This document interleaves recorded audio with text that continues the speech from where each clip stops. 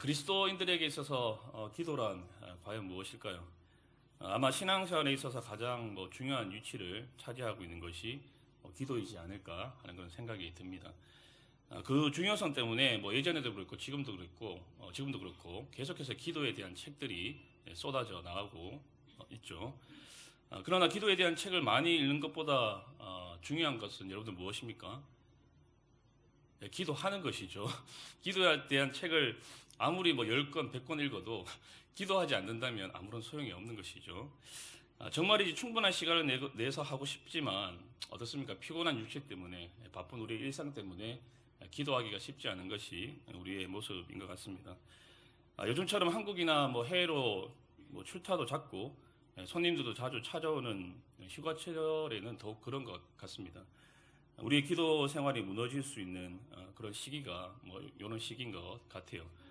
여러분, 우리의 삶에 기도가 약해지면은 발생하는 현상이 무엇입니까? 신앙생활이 시들해지죠. 메가리가 없어진다고 해야 되나?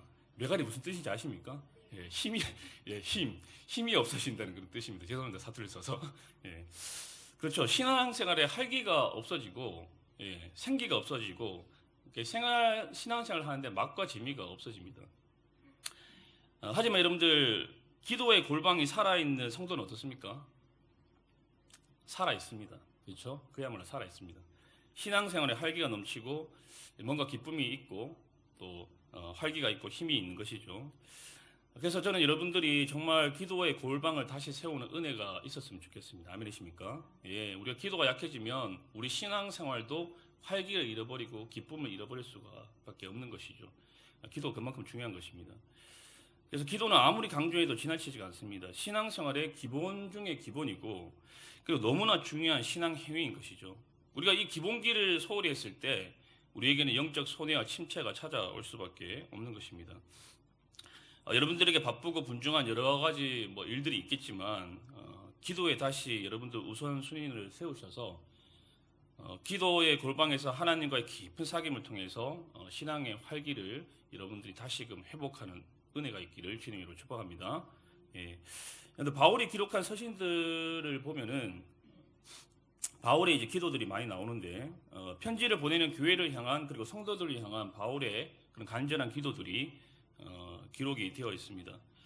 그런데 바울의 기도를 가만히 여러분들 보시면 우리가 일반적으로 하는 기도와는 조금 뭔가 다른 것 같아요. 그렇죠? 신학적인 것 같기도 하고 굉장히 심오한 것 같기도 하고 조금 어렵게 다가오는 것 같습니다. 바울 서신서에 나오는 바울의 기도들은 우리가 조금 예의주시해서 살펴보고 묵상할 필요가 있습니다. 왜냐하면 그의 기도, 바울의 기도에는 그의 간절한 바람, 간절한 소망, 간절한 비전이 담겨져 있고 무엇보다도 바울의 그 신학과 신앙의 정수가 그 기도 안에 녹아져 있기 때문에 우리가 이 기도를 그냥 함부로 또 읽어서는 안 될 것 같아요. 굉장히 좀 주의해서 깊이 있게 우리가 봐야 됩니다. 그리고 이제 바울의 기도가 중요한 것은 이 주기도문과 함께 우리 기도의 모델을 좀 제시하는 그런 기도이기 때문에 중요합니다. 특별히 오늘은 빌립보서에 나와 있는 바울의 기도를 함께 좀 살펴보고자 하는데 우리 읽었지만 먼저 9절을 다시 한번 읽어보도록 하겠습니다. 9절입니다. 시작. 내가 기도하노라 너희 사랑을 지식과 모든 총명으로 점점 더 풍성하게 하사. 자, 보시면 먼저 바울은 빌립보 교회 성도들의 사랑이 어떻게 하기를 기도하고 있습니까? 어떻게 되기를? 풍성해지기를, 맞죠? 풍성해지기를 기도하고 있습니다. 여기서 말하는 사랑은 하나님에 대한 사랑이라기보다는 성도 서로 간의 이제 사랑이라고 보시면 됩니다. 빌립보 교회 성도들의 서로에 대한 사랑이 더 풍성해지기를, 더 커지기를, 더 깊어지기를, 더 많이 자라기를 기도하고 있는 것이죠. 여러분, 사랑은 어떻습니까? 아무리 강조해도 우리가 모자라지 않습니다. 그렇죠? 신장에게서 정말 가장 중요한 덕목이 아닐까 생각을 해요. 믿음, 소망, 사랑, 그 중에서 제일은 무엇이다? 사랑이다라는 말씀도 있듯이 사랑은 우리 기독교인들에게 너무나 중요한 덕목입니다. 그런데 바울은 9절에서 그 사랑을 더 커지게 만들고 더 풍성하게 만드는 것이 무엇인지를 언급하고 있는데 그것은 바로 지식과 총명이라고 이야기하고 있습니다. 지식과 총명. 자, 여러분들 여기서 말하는 지식, 이 지식은 세상 지식과 정보를 이야기하는 것은 아닙니다. 바로 하나님에 대한 지식, 그렇죠? 하나님을 아는 지식을 이야기하는 것입니다. 여러분들 이 지식은 머리로만, 지성으로만 하나님을 알고 이해하는 것이 아니라 경험적으로, 체험적으로 하나님을 아는 것을 포함하는 그런 지식입니다. 여러분들 히브리어 야다라는 단어 아마 들어보셨을 거예요. 야다. 바로 이 야다가 그런 이제 의미인데, 지식적으로 정보로만 어떤 사람을 아는 것이 아니라 경험적으로, 체험적으로 아는 것까지 포함하는 것, 그것을 이제 야다라고 하는 것입니다. 우리는 우리의 지성과 우리의 경험으로 하나님을 알아갈수록 우리를 향한 하나님의 사랑의 깊이를 알게 되고, 그 사랑이 얼마나 높고 얼마나 위대한지를 깨달아서 이웃을 더 깊이 사랑할 수 있게 되는 것입니다. 그러니까 하나님을 더 많이 알아갈수록, 그렇죠? 하나님을 더 많이 알아갈수록 하나님의 사랑을 더 깊이, 더 많이 알게 되고, 그것이 이웃을 향한, 성도를 향한 사랑으로 흘러서 이웃을 더욱 사랑하게, 성도를 더욱 사랑하게 된다는 것입니다. 그러니까 여러분들, 이웃을, 성도를 내가 사랑해야지 라고 하면서 자신에게 체면을 걸면 사랑하게 될까요, 안 될까요? 안 되는 거죠. 예, 그런 일이 일어날 수가 없습니다. 그렇죠? 내가 아무리 내 성도를 사랑해야지, 내가 박유경 권사님을 더 사랑해야지, 그렇게 체면을 건다고 해서 제가 박유경 권사님을 더 사랑하게 되면 좋겠지만, 그렇게 안 된다는 것이 우리 현실이라는 것이죠. 하나님을 가까이 함으로 그분이 어떤 분이신지, 그분의 사랑이 얼마나 깊고 놀라운지를 알수록, 그걸 알수록 우리가 이웃에 대한 사랑이 더 깊어지고 풍성해진다는 것입니다. 여러분, 사실 우리 주변에는 사랑하기 힘든 사람들이 많습니다. 그렇죠? 우리 직장에서, 그리고 죄송하지만 교회에서도 마찬가지고, 심지어는 우리 가족과 친척들 중에서도 사랑하기가 힘든 사람들이 있습니다. 우리의 속을 이게 마구 뒤집어 놓는 사람들, 내가 싫어하는 말과 행동을 하는 그런 사람들, 그리고 나를 실망시키는 사람들, 결코 사랑스럽지 않은 그런 사람들, 우리 주변에는 그런 사람들이 있습니다. 여러분, 그런 사람들을 우리가 사랑할 수 있는 방법이 무엇입니까? 방금도 말씀드렸듯이 사랑하기 위해서 더 노력하고, 더 애쓰고, 더 다짐하고, 더 결단하고 그런 것입니까? 여러분들 사랑하기 힘든 사람을 사랑하기 위해서 노력하고 애쓰고 이렇게 몸부림치고 하면 어떤 병에 걸릴까요? 이게 화병에 걸리는 거죠. 화병 걸립니다. 화병. 오늘 말씀으로 보자면, 그렇죠? 하나님을 가까이 하는 것이죠. 그분을 가까이 함으로 그분의 사랑의 깊이와 그분의 사랑의 넓이와 사랑의 깊이, 사랑의 높이를 경험하는 것입니다. 여러분들, 자주 하나님을 실망시키며 하나님이 싫어하는 말과 행동을 하는, 결코 사랑스럽지 않은 저와 여러분을 그럼에도 불구하고 끝까지 사랑하시고 죽을 만큼 사랑하시고 영원히 사랑하신다고 하시는 그 하나님의 이해할 수 없는 그 하나님의 낯선 그 사랑을 우리가 체험하고 경험하고 그 사랑 가운데 젖어드는 것이죠. 그 사랑 가운데 젖어들 때 우리는 우리가 사랑스럽지 않은 그런 사람들을 사랑할 수 있게 된다는 것입니다. 여러분, 우리는 먼저 인정해야 됩니다. 내 안에는 사랑스럽지 않은 사람들을 사랑할 수 있는 자원이나 에너지가 없다는 것을 우리는 먼저 인정해야 될 것입니다. 그렇기 때문에 우리는 이 부분에서 하나님의 자비를 구할 수밖에 없는 것이죠. 하나님, 저는 누군가를 사랑할 수 있는 자원이 없습니다. 특별히 사랑스럽지 않은 사람들, 나에게 실망을 안겨주는 사람을 사랑할 수 있는 능력이 하나님 제게는 없습니다. 제게는 그런 에너지가 없어요. 이렇게 솔직하게 정직하게 고백을 드리는 것이죠. 그리고 은혜와 자비를 구하는 것입니다. 나처럼 결정투성이고 흠이 많은 사랑스럽지 않은 사람까지도 사랑하신다는 그 이해할 수 없고 신비로운 하나님의 사랑을 더 깊이, 더 많이 알게 되므로 주변에 있는 사랑스럽지 않은 사람, 나를 실망시키는 그 사람도 사랑할 수 있는 에너지가 하나님 내 안에 넘쳐나기를 원합니다. 내 안에 솟아나기를 원합니다. 그런 기도를 우리가 하나님께 드려야 될 것 같습니다. 사랑 여러분, 하나님의 사랑만이 답입니다. 아멘이십니까? 하나님의 사랑만이 답입니다. 나처럼 사랑스럽지 않은 사람까지도 품어주시고 용납하시고 사랑하시는 그 하나님의 그 사랑을 경험하고 깨달을 때 우리의 사랑은 더 풍성해지고 우리의 사랑은 더 깊어지고 우리의 사랑은 더 넓어지고 온전해지는 것입니다. 그런가 하면 사랑이 풍성해지기 위해 바울은 하나님을 아는 지식과 함께 총명을 언급합니다. 여기서 말하는 이 총명은 아이스테시스라는 헬라어인데 이것은 이제 이해력이나 통찰력을 의미합니다. 이게 약간 철학적인 단어인데 형상들을 넓은 관점에서 이제 통찰을 하고 이해하는 실제적인 이해력 그리고 넓고 크게 보는 능력을 이야기합니다. 여러분 이웃을 우리가 사랑하려면 인간과 세상을 이해하는 그 이해력과 통찰력이 커지고 넓어져야 합니다. 여러분 사람은 단순한 존재가 아니죠. 복잡한 존재이죠. 저희 와이프만 봐도 굉장히 복잡한데 이 대목에서 좀 웃어주셔야지 제가 이렇게 뭔가 힘을 내서 가는데 그렇죠.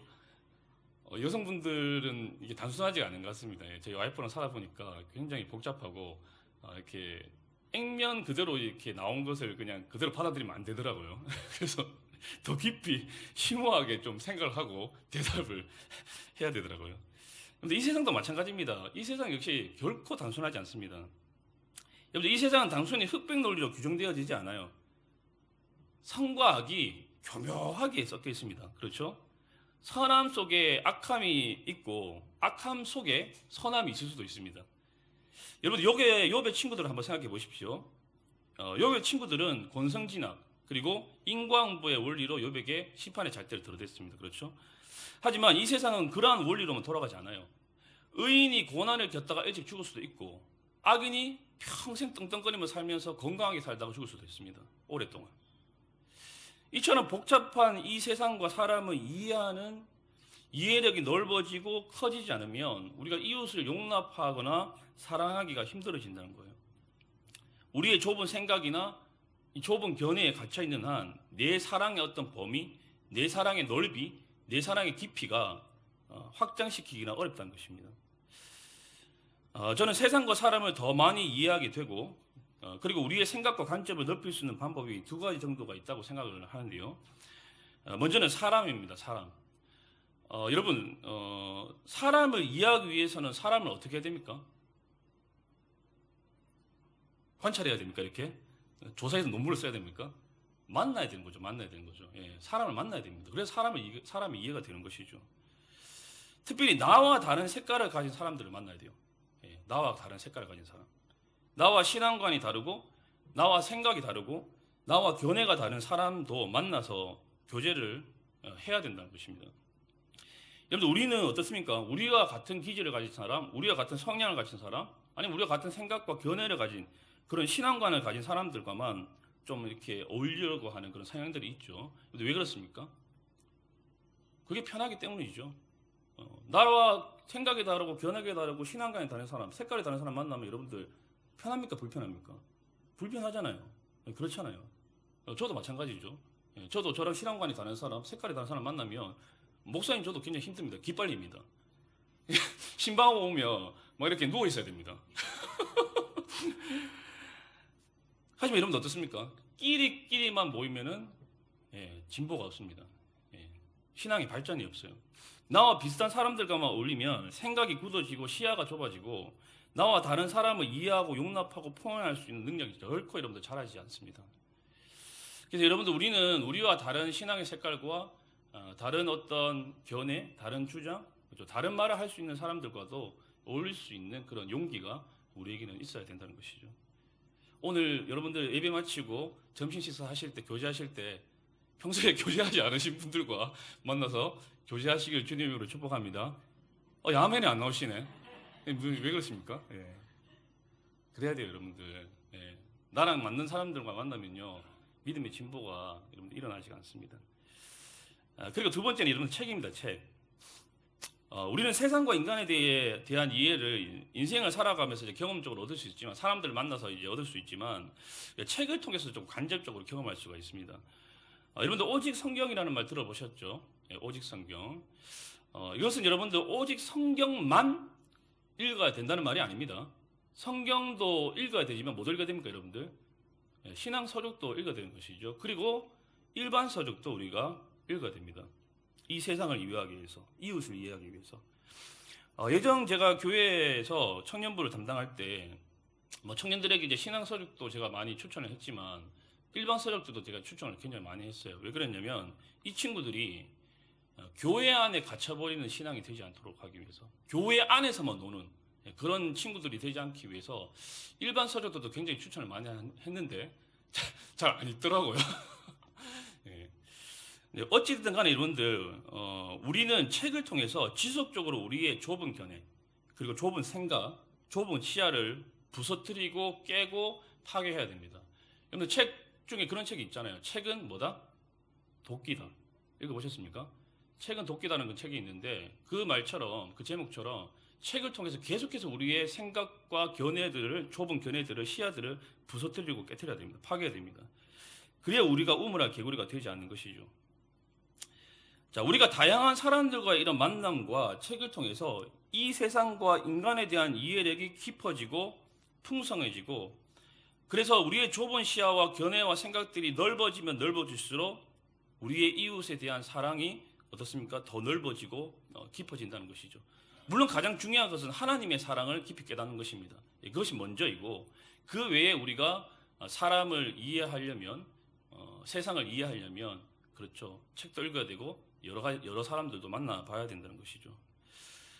자, 이처럼 하나님을 아는 지식과 세상과 사람을 이해하는 이해력과 통찰력으로 사랑이 더 깊어지고 넓어지고 커지고 풍성해지기를 기도한 바울은 두 번째로 빌보교의 성도들이 거룩해지기를 기도하고 있는데요. 우리 10절 말씀인데, 우리 10절 말씀, 자, 우리 한 번 더 읽어보도록 하겠습니다. 10절입니다. 시작.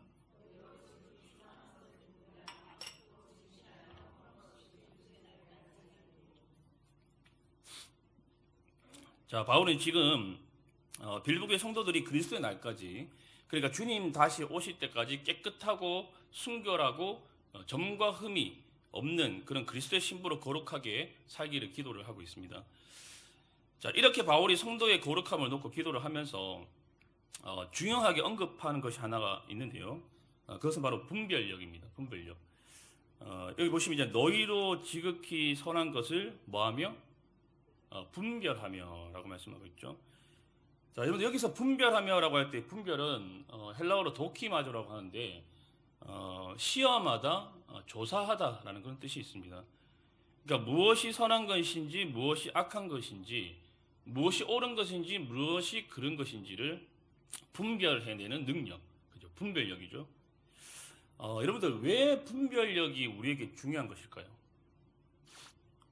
여러분들 분별력은 우리가 거룩한 삶을 살기 위해서 반드시 필요한 것이기 때문입니다. 여러분들 이 세상은, 제가 처음에도 방금도 얘기했지만, 이 세상은 선과 악이 뒤죽박죽 섞여 있는 곳입니다. 복잡하게 얽혀 있습니다. 눈에 확연히 보이도록, 눈에 딱 띄도록 선과 악이 명확하게 구분되어지면 참 좋겠지만 그렇지 않다는 것이죠. 굉장히 교묘하게 섞여 있어요. 방금도 처음에도 얘기했지만 악함 속에 선함이 깃들여 있을 수도 있고 선함 속에 악함이 기생하고 있을 수도 있습니다.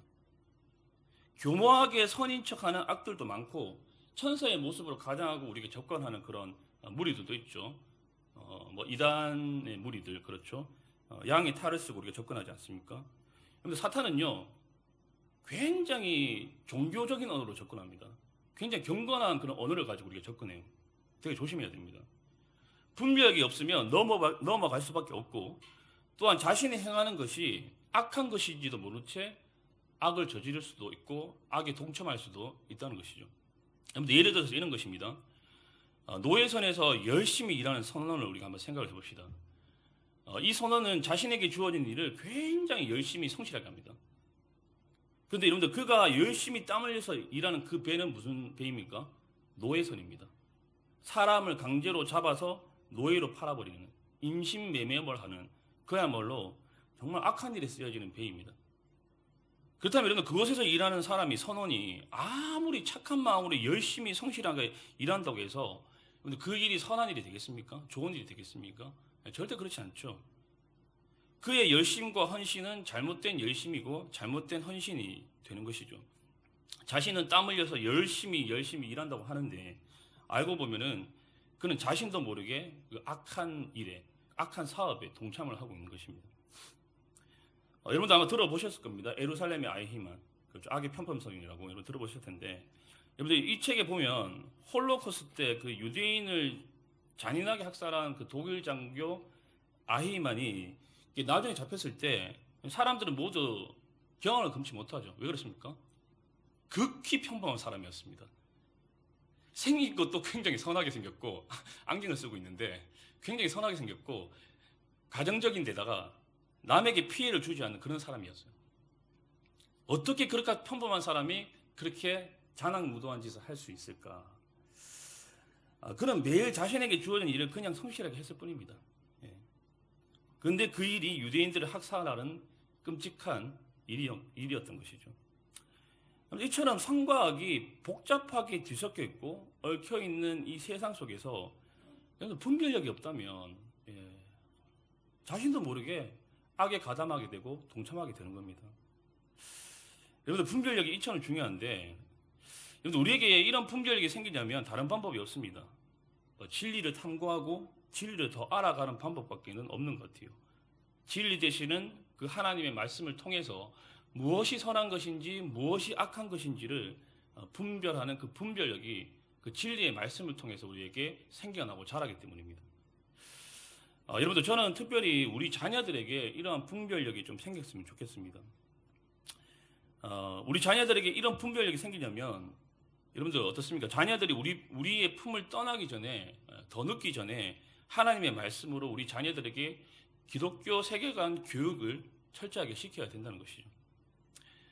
제가 예전에 있었던 이렇게 교회에서는 성교원을 좀 운영을 했었는데, 거기 그 성교원이 이제 거제에서는 유일하게 딱 하나 남은 성교원이었습니다.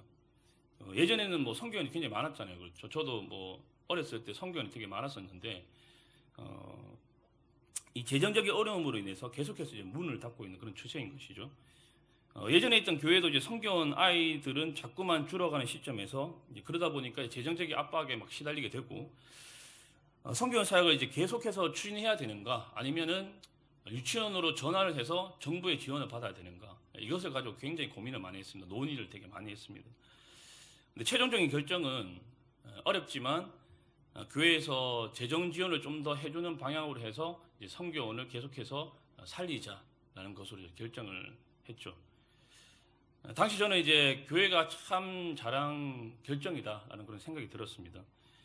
여러분들 성교원 다니는 친구들은요, 성교원에서 이제 예배와 말씀으로 그 기독교 세계관 교육을 집중적으로 막 시키는데, 물론 이제 다른 과목도 가르칩니다. 뭐 영어도 가르치고 다른 과목도 가르치는데 메인은 뭘까요? 성경입니다. 성경. 예배와 성경입니다. 그래서 여러분들 성교원 출신 아이들을 보면은 그때 제가 느낀 부분인데, 확실히 좀 신앙적으로 뭔가 달랐어요. 일단 예배 태도가 다릅니다. 어른보다 예배 태도가 더 좋아요. 깜짝 놀랍니다. 그리고 분별력도 탁월합니다. 지금 한국 같은 경우에는 할로윈 같은 그런 문화 행사가 거의 이제 자리를 잡았잖아요. 근데 할로윈 행사를 하게 되면은 뭐 어린 친구들이 기독교인이든지 비기독교인들인지 상관없이 다 그냥 귀신 분장을 하고 그냥 즐기는 경우가 허다합니다. 근데 한 번은 이 성교원 출신 어떤 아이가 이제 초등학교 1학년이었는데 그 할로윈 행사에 대해서 이것은 어머니 성경적으로 맞지 않는 것 같아요.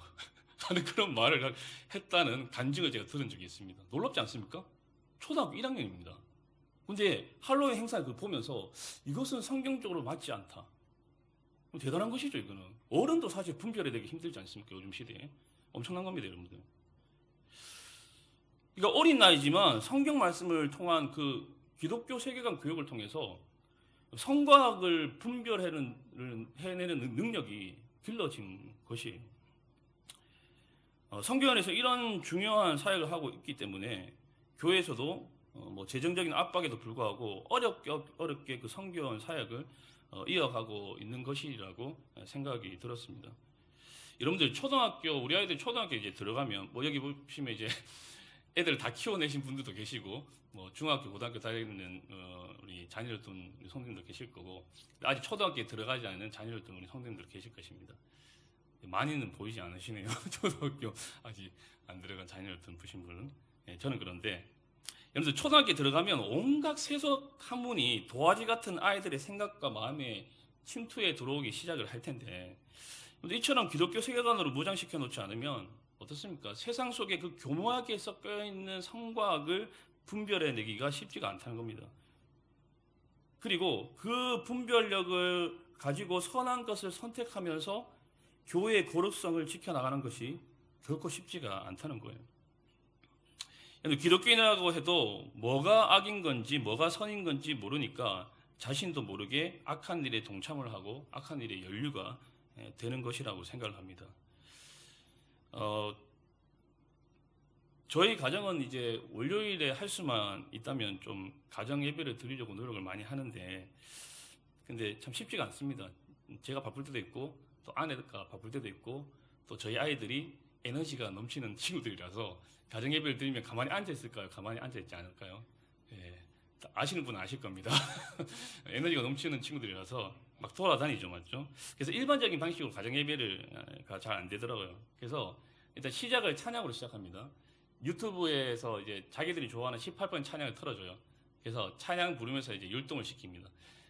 그러면 이제 한두 곡, 뭐 두세 곡 이렇게 부르면서 막 이렇게 춤을 추잖아요. 그래서 이제 힘을 좀 빼는 것이죠. 힘을 좀 빼고 이제 애들이 지쳤을 때 이제 말씀을 이제 들려주기 시작하는데 제가 전하고 싶은 말을 전하면 안 됩니다. 아이들 보고 고르라고 해야 됩니다. 성경 동화 이야기책 있지 않습니까? 가져오라고 해서 너희들 보고 싶은 거, 너희들 읽고 싶은 거 가져오라고 해서 제가 이제 한두 권 정도 읽어줍니다. 근데 읽어줄 때 그냥 읽어줄까요? 좀 오버를 하면서 먼저 읽어줘야 되겠죠? 예, 제가 또 예전에 여기 사인과 한만교회 유치부 교육자 출신 아닙니까? 맞죠? 예, 그래서 오버를 하면서 이제 읽어주는 거죠. 예, 나름대로 쓰는 거죠. 그렇게 이제 재미있게 애들한테 이제 그 성경 이야기를 읽어주고 이제 마무리는 제가 기도하든지 이제 우리 자녀가 좀 어색하지만 어설프지만 이제 기도를 시켜서 이제 기도로 마무리를 시킵니다. 제가 뭐 이렇게 말씀을 드리지만 사실 최근에 이제 가정 예배를 잘 좀 못 드리고 있었어요. 여기 지금 호치민 오고 난 뒤로 가정 예배를 잘 못 드리고 있는데 그래서 설교 준비하면서 제가 좀 찔렸습니다. 제가 이 말 하는 거는 제가 다시 가정 예배를 드리고 싶다는 결단에 의해서 이제 말씀을 드리는 거고 혹시 여러분 저 보시면 가정 예배 드리고 있습니까? 라고 물어보십시오. 그럼 제가 찔려서 계속 이제 가정 예배를 드리게 될 테니까. 그리고 이 말씀을 드리는 것은 가정 예배가 바로 가정에서 이루어지는 뭡니까? 기독교 세계관 교육인 것이죠. 예, 굉장히 중요합니다. 가정 예배 정말 중요합니다. 예. 여러분 조기 교육이 중요하지 않습니까? 나이 들고 머리 굵어지면은 말을 듣습니까? 안 듣습니까? 더 안 듣습니다. 이제 더 이상. 그렇기 때문에 어렸을 때 맞죠? 이런 가정 예배를 통해서 기독교 세계관 교육을 하는 것이죠. 여러분 우리 아이들이 매일 보고 듣는 것이 세상의 소리고 세상의 학문이고 세상의 문화들인데 이런 시간조차 가지지 않는다면 애들이 뭐가 선악인지 어떻게 여러분들 구별을 하겠으며 그리고 무슨 힘으로 선한 것을 선택을 하겠으며 여러분들 그 친구들이 거룩하게 살아가겠습니까? 앞으로 아이들이 살아갈 세상은 여러분들 우리보다 더 악한 시대가 될 것입니다. 예, 더 악한 시대가 될 거예요. 그리고 처음에도 말씀드렸듯이 앞으로의 세상은 더 선과 악이 교묘하게 섞여 있는 세상이 될 겁니다. 더 교묘하게. 정말이지 성경적 분별력이 없으면 무엇이 악인지 무엇이 선인지도 구분이 안 되는 그런 시대를 우리 아이들이 살아가게 될 거란 말이에요. 여러분들 먼저는 우리 자신부터가 진리되는 말씀을 통해서 분별력을 키워야 될 것이고 그리고 우리 자녀들이 성경을 통해서 진리로 무장해서 정말 분별력을 가지고 세상을 바라보고 세상을 해석하고 그래서 거룩하고 점과 흠이 없는 성도로 살아가는 그 은혜가 있어야 될 것입니다. 아멘이십니까? 예. 여러분들 바울 역시 이것을 위해 기도하고 있는 것입니다. 빌립보교회 성도들이 분별력을 갖춰서 거룩하고 순결하고 점과 흠이 없는 성도로 살아갈 수 있도록 굉장히 중요한 부분이죠. 거룩하게 살아가기 위해서는 분별력이 필요하기 때문에 바울이 지금 간절히 기도하고 있는 것이죠. 마지막으로 바울은 예수 그리스도를 통해 빌립보 교인들이 의의 열매가 가득하게 되기를 기도합니다. 마지막으로 11절 말씀만 한 번 더 읽어보도록 하겠습니다. 11절입니다. 시작. 예수 그리스도로 말미암아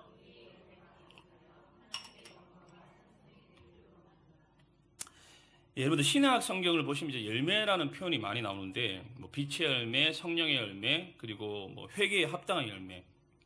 여러분들 이런 열매는 그리스도인으로서 변화된 어떤 삶의 모습, 뭐 삶의 태도, 이제 혹은 도덕적이며 경건한 행동을 가리킬 때 이제 주로 사용합니다. 여기서 여러분들 의의 열매라고 하는데 성경에 나오는 의는 관계적인 용어입니다. 그렇죠? 관계적인 용어로서 하나님과 올바른 관계를 이제 맺고 있다라는 것을 뜻합니다.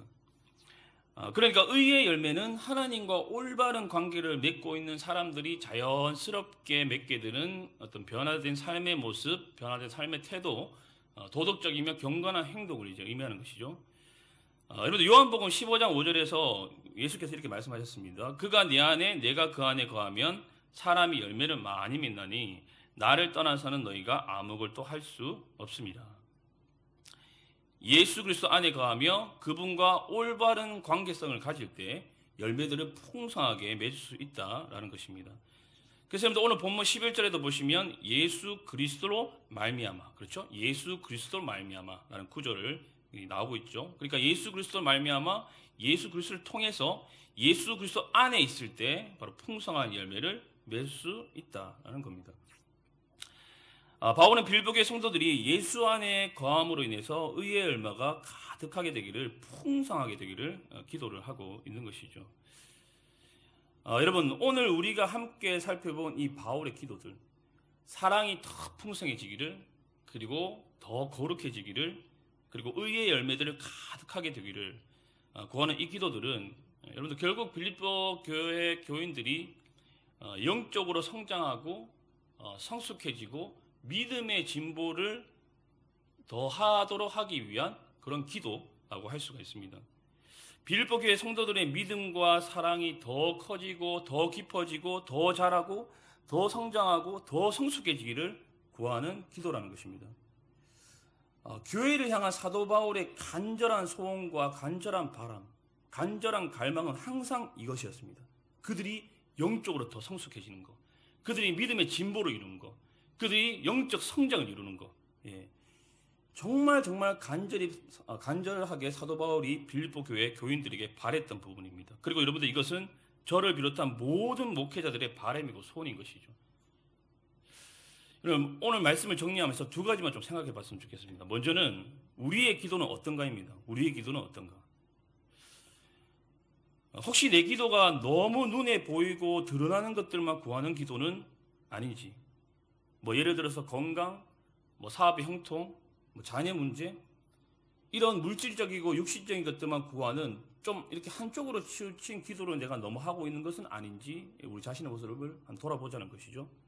물론 그런 기도가 뭐 필요합니다. 그렇죠? 건강을 위해서 우리가 기도해야 되고, 그 남편의 사업을 위해서 기도해야 되고, 그리고 자녀와 가정의 문제를 놓고 기도해야 됩니다. 하지만 여러분들 그것만 구하고 있다면 우리의 기도를 조금은 이렇게 교정할 필요가 있다는 것이죠. 여러분들 우리의 기도가 조금 더 성숙해졌으면 좋겠습니다. 눈에 보이는 것들, 물질적이고 육시적인 것들만 구했다면 이제는 영적이고 조금 더 차원 높은, 수준 높은 그런 기도로 우리의 기도도 역시 성화가 되었으면 좋겠다라는 것이죠. 여러분들 기도와 믿음은 비례 관계인 것 같습니다. 기도가 자라지 않으면 우리의 믿음도 자라지 않는 것 같아요. 우리의 기도가 성장하고 우리의 기도가 변해야지만이 우리의 믿음도 똑같이 성장하고 우리의 믿음도 자란다는 것이죠. 여러분 그런 맥락에서 오늘 바울의 이 기도는 우리의 기도가 지향해야 될, 바라봐야 될, 나아가야 할 방향을 제시하고 있는 것 같습니다. 나 자신을 위해서도 그렇고 다른 이들을 위해서도 그렇고 이제는 조금은 이제 너와 나의 변화를 위해서, 너와 내가 더 자라고 더 성숙해지고 더 변화되는 것을 목표로 간절하게 우리가 기도했으면 좋겠다라는 것이죠. 그래서 우리의 사랑이 더 풍성해지기를, 우리가 더 거룩해지기를, 우리가 모두 의의 열매가 가득하게 되기를, 그런 기도로 서로를 위해서 기도해주는 그런 은혜가 저와 여러분들에게 있었으면 좋겠습니다. 자, 그런가 하면 여러분, 바울의 기도가 궁극적으로 지향하는 곳이 있습니다. 가리키고 있는 곳이 있습니다. 방점을 찍고 있는 곳이 있습니다. 그것이 뭐냐면 바로 하나님의 영광입니다. 여러분 11절 후반절 한번 다시 보시기 바랍니다. 11절 후반절을 보시면 이렇게 말씀하고 있죠. 하나님의 영광과 창송이 되기를 원하노라. 왜 우리의 사랑이 더 풍성해지고 우리가 더 거룩해져야 하는가? 왜 우리의 일상과 삶의 의의 열매가 맺어져야 하는가? 왜 우리가 영적으로 성장을 하고 믿음의 진보를 이루고 우리가 더 영적 성장을 이루어야 되는가? 그것은 여러분들 바로 하나님을 높이고 하나님을 드러내고 하나님을 영원롭게 하기 위함이라는 것입니다. 그러니까 바울의 기도는 지금 초점이 이 한 곳에 다 맞춰져 있는 거예요. 하나님의 영광. 하나님의 영광을 위해서 우리가 믿음이 자라야 되고 하나님의 영광을 위해서 우리의 믿음의 진보를 이루어야 되고 하나님의 영광을 위해서 우리의 믿음이 성장해야 된다라는 것입니다. 하나님의 영광, 이것은 우리의 기도뿐만이 아니라 우리의 모든 일상과 우리의 신앙생활이 지향해야 하는 것입니다. 가리켜야 하는 것이죠. 우리의 궁극적인 목표가 되어야 하는 것입니다. 그러니까 우리가 영적으로 더 성장하고 성숙해져야 되는 이유, 그것은 바로 하나님 때문이라는 것입니다. 하나님이 이유이고 하나님이 목적이라는 것이죠. 저는 저와 여러분들의 사랑이 더 풍성해짐으로, 더 거룩해짐으로, 풍성한 의의 열매를 맺음으로 저와 여러분들을 통해 우리 신앙의 궁극적인 목표인 하나님께서 높임 받으시고 하나님께서 드러나시고 하나님께서 영원롭게 되어지는 그런 은혜가 있기를 주님으로 축복합니다. 예, 영광과 하나님의 영광과 창송이 되는 여러분들이 더 믿음의 진보를 이루어서 여러분들의 사랑이 더 풍성해지고 여러분들이 더 거룩한 존재가 되어서 그것을 통해서 정말 여러분들이 하나님의 영광과 창송이 되는 그런 존재들이 될 수 있기를 주님으로 간절히 축복합니다. 아멘. 우리 같이 한번 찬양하고 우리 기도했으면 좋겠습니다.